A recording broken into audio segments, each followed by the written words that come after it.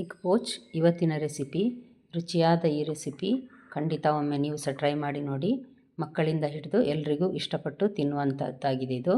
ನಮಸ್ತೆ friends, good food land ಚಾನಲಿಗೆ ನಿಮಗೆಲ್ರಿಗೂ ಆತ್ಮೀಯ ಸ್ವಾಗತ. ಸರಿ, ಹಾಗಾದರೆ ಹೇಗೆ ಮಾಡೋದೆಂದು ನೋಡುವ ನಾವಿದನ್ನು. 2 ಬೇಯಿಸಿದ ಮೊಟ್ಟೆ ಬೇಕಿದ್ದಕ್ಕೆ.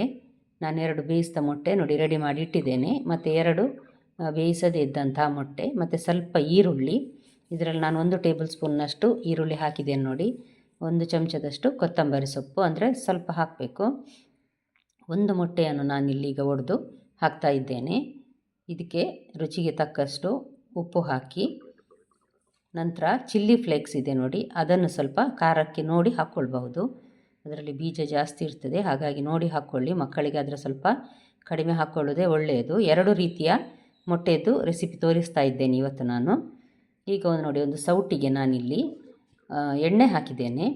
ಎಣ್ಣೆ ಹಾಕಿ ಅದರಲ್ಲಿ ಬೇಯಿಸಿದ ಮೊಟ್ಟೆಯನ್ನು ಒಂದು 2 ಸೆಕೆಂಡ್ ಈ ರೀತಿ ಹುರಿದ್ರೆ ಸಾಕು. ಸ್ವಲ್ಪ ಹೊರಗೆ ಸ್ವಲ್ಪ ಇದು ಈ ರೀತಿ ಹುರಿದ್ರೆ ಸಾಕಾಗ್ತದೆ.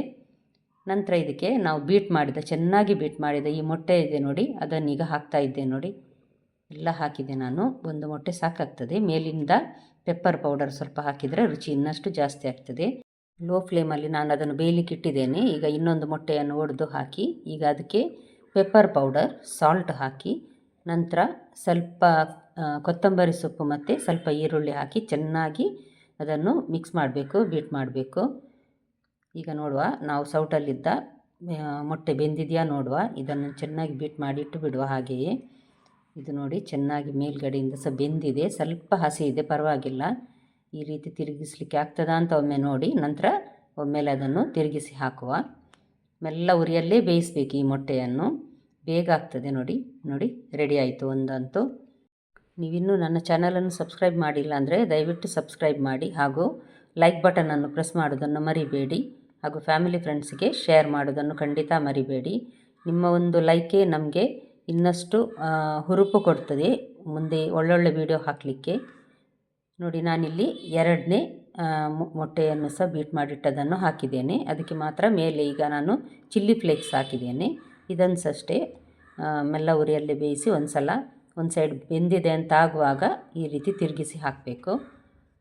ಇದು ಸಹ ಅಷ್ಟೇ ಒಂದು ಸೈಡ್ ಚೆನ್ನಾಗಿ ಬೆಂದಿರೋದ್ರಿಂದ ಬೇಗ ಆಗ್ತದೆ. ಖಂಡಿತ ಒಮ್ಮೆ ಟ್ರೈ ಮಾಡಿ. ಮಕ್ಕಳಂತೂ ಖಂಡಿತ ಇಷ್ಟಪಟ್ಟು ತಿಂತಾರೆ. ಮಕ್ಕಳೇ ಅಲ್ಲ, ನಮಗೂ ಇಷ್ಟ ಆಗ್ತದೆ ಇದು.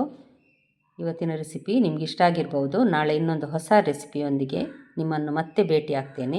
ನೋಡಿದೆಲ್ಲ ವೀಕ್ಷಕರಿಗೆ ಧನ್ಯವಾದ.